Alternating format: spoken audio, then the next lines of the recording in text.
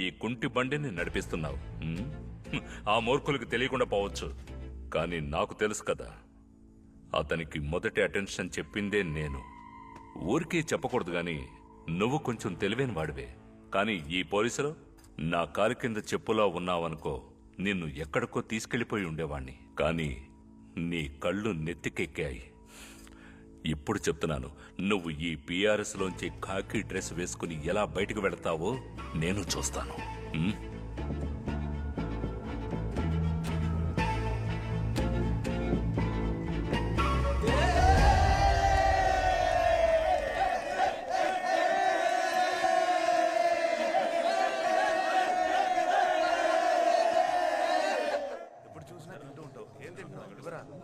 నేను ఇప్పుడు పోరా, కావాలంటే ఒకటిస్తాను.